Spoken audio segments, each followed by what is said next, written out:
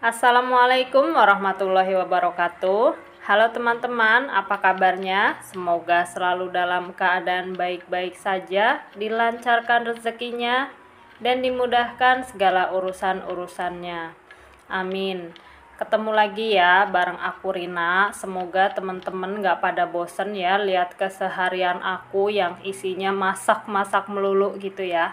Karena namanya juga ibu rumah tangga ya kan, yang ada di rumah setiap hari, jadi emang kerjaannya tiap hari pasti masak gitu ya untuk keluarga. Gimana teman-teman, udah masak apa nih untuk sarapan pagi ini? Nah, untuk pagi ini aku cuma mau bikin telur dadar ini ya. Kalau untuk telur dadarnya anak-anak itu seperti biasa, cuma dipakein garam, lada, dan juga penyedap ya. Terus biasanya telur dadarnya adek Royan itu dipakein kecap gitu pas di dadar ya. Tapi saat ini sudah mulai bosan kayaknya dia dengan telur dadar yang dituangin kecap gitu. Jadi ya udah, ini cuma kayak begini aja. Untuk Mas Dio juga sama, ini telur dadar dengan bumbu yang sama begini ya. Nah, tadi itu yang bawang merah dan juga cabai rawit itu untuk aku dan suami. Jadi biar ada rasa pedes-pedesnya gitu. Terus dikasih bawang merah gini, telur dadarnya tuh nantinya jadi ada sensasi krenyes-krenyesnya. Pokoknya enak, yang belum pernah nyobain, cobain deh. Terus bawang merah ini juga bisa diganti dengan kobis ya. Aku kadang-kadang kalau misalnya lagi ada stok kobis, bikin telur dadar ya dikasih sama kobis gitu. Enak aja, berasa makannya tuh krenyes-krenyes gitu. Terus emang yang paling penting sih karena bawang merahnya ada gitu ya, stoknya masih lumayan banyak. Yang waktu itu aku beli sekilonya cuma 27.000 itu. Nggak tahu sekarang belum update lagi harga perbawangan. Jadi ya udah, ini aku pakein jadi biar nggak kosongan gitu telur dadarnya.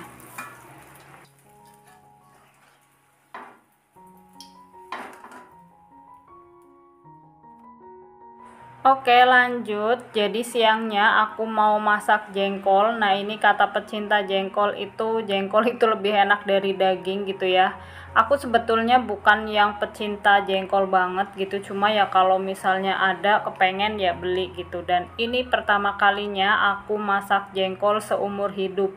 Kalau dulu waktu zaman kecil aku bagian yang geprek-geprekin aja ya. Kalau misalnya emak masak jengkol ya aku kebagian yang geprek-geprekin jengkolnya.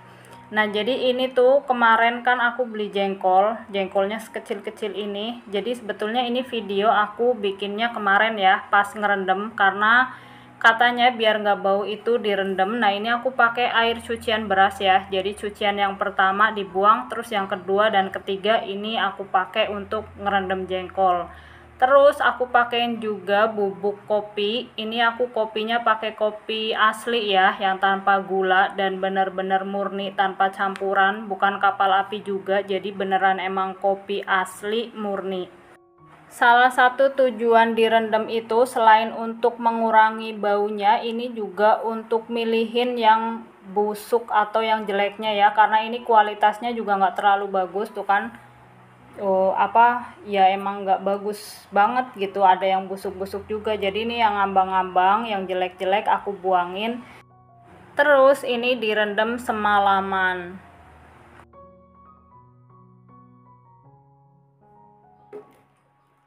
Jadi ini setelah direndam semalaman itu ya. Nah ini mau aku buangin kulitnya.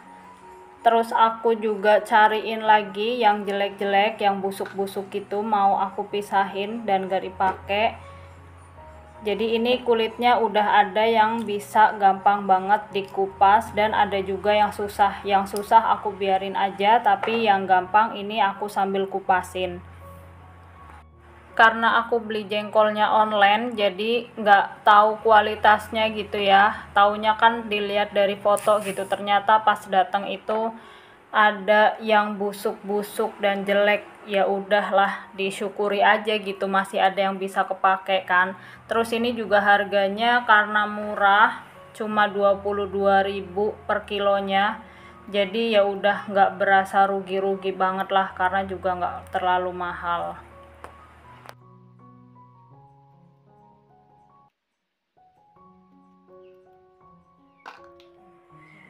Ini setelah aku bersihin ya, ternyata banyak banget yang busuk. Mungkin ini ada 1/4 kilonya lebih ya yang busuk. Nah ini yang udah aku bersihin, mau aku cuci bersih lagi, terus habis itu mau aku rebus biar empuk jengkolnya.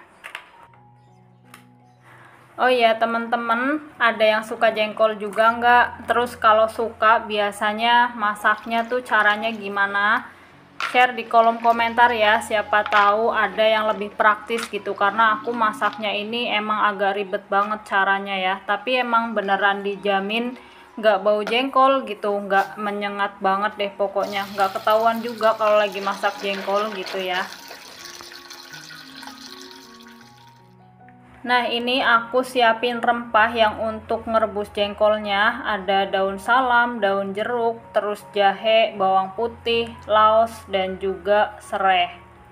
Dan ini sereh, laos, bawang putih, dan juga jahenya mau aku geprek biar dia ngeluarin aromanya kuat gitu ya, biar ngalahin bau jengkolnya.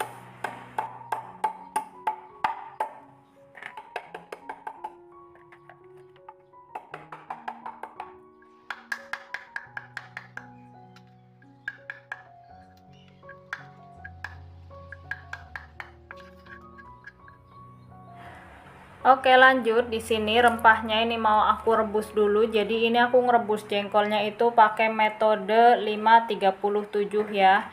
Yang direbus 5 menit setelah air mendidih, terus ditutup pancinya dan didiamkan selama 30 menit. Habis itu kalau sudah 30 menit lanjut direbus lagi selama 7 menit. Kalau misalnya mau cepet, yang punya presto juga bisa pakai presto. Cuma aku males aja ngeluarin presto dari lemari, jadi ya udah pakai panci aja. Nah ini airnya sudah mendidih, jengkolnya mau langsung aku masukkan semuanya. Terus barusan itu aku pakai daun seledri juga ya. Jadi aku baru keingetan kalau di kulkas itu ada seledri yang udah kering, jadi ya udah aku cemplungin aja. Dan ini pas ngerebus tuh wangi jengkolnya kayak nggak ada, kalah sama seledri, jadi semerbak banget wangi seledri. Ini setelah 5 menit aku rebus dari waktu masukin tadi ya, masukin jengkolnya, aku matikan kompornya, terus aku tutup dan didiamkan selama 30 menit. Kalau sudah 30 menit, ini mau aku nyalain lagi ya kompornya selama 7 menit aja. Jadi ini bakalan aku nyalain lagi kompornya. Ini kondisi setelah 7 menit direbus, jadi mau aku matikan kompornya. Ini aku biarkan sampai agak adem dulu ya. Biar cepet anget, ini mau aku tuang aja begini, dikeluarin dari air pokoknya ya. Aku pakai saringan begini.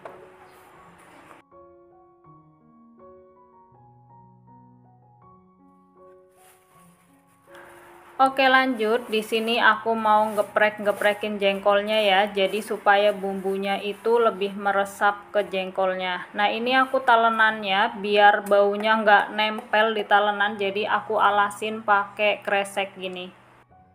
Kenapa nggak dicobek aja gepreknya? Jadi aku tuh nggak punya ulekan batu atau cobek batu gitu ya. Aku punyanya yang dari tanah liat, jadi kalau misalnya digeprek di yang tanah liat itu kayaknya otomatis bakalan jebol deh. Soalnya aku pernah geprek laos itu dicobek aku yang terbuat dari tanah liat itu dan auto bolong dong. Jadi makanya ini aku gepreknya di atas talenan aja.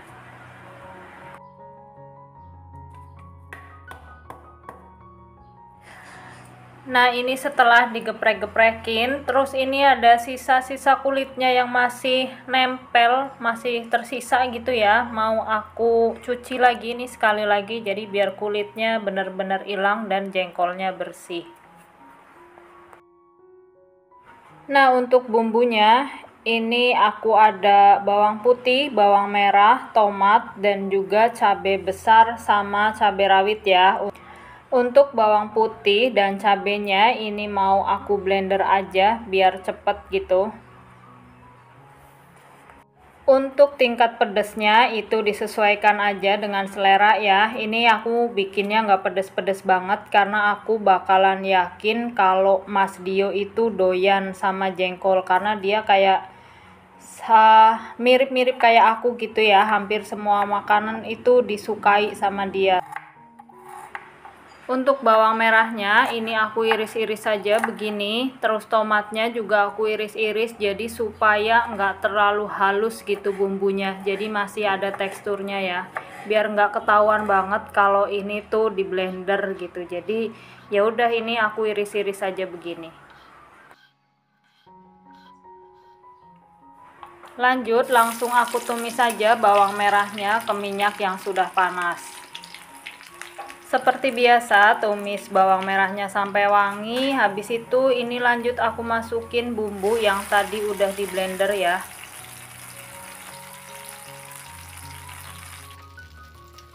Aduk-aduk sebentar, habis itu lanjut masukin tomat yang tadi sudah diiris-iris.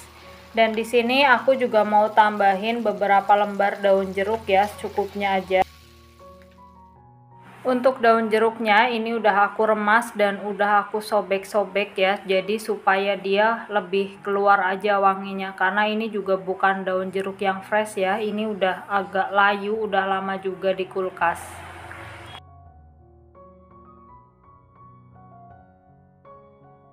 Ini setelah bumbunya agak menyusut, mau langsung aku tambahin aja garam secukupnya dan juga gula pasir. Di sini aku gula pasirnya pakai 2 sendok ya, karena supaya nggak terlalu pedas.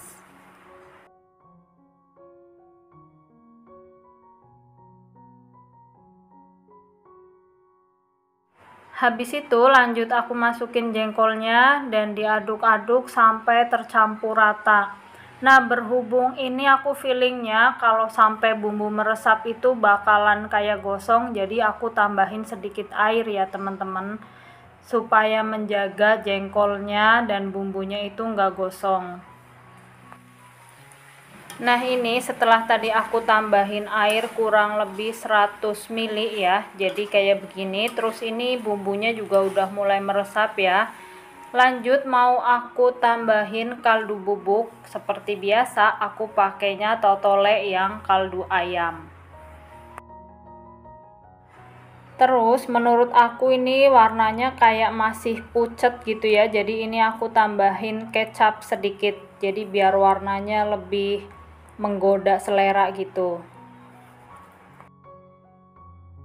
Oke, jadi ini jengkolnya sudah mateng, sebut aja ini namanya balado jengkol lah ya, atau apapun itu. Nah, karena ini udah mateng, alhamdulillah udah bisa siap dimakan.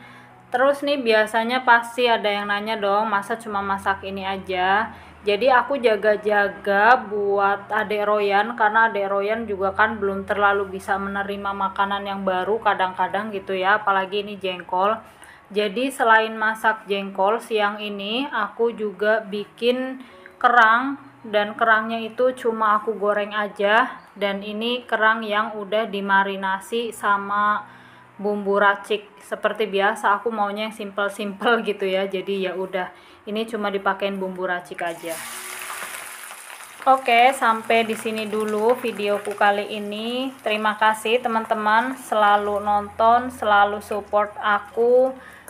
Pokoknya terima kasih banyak ya. Semoga Allah yang ganti kebaikan kalian.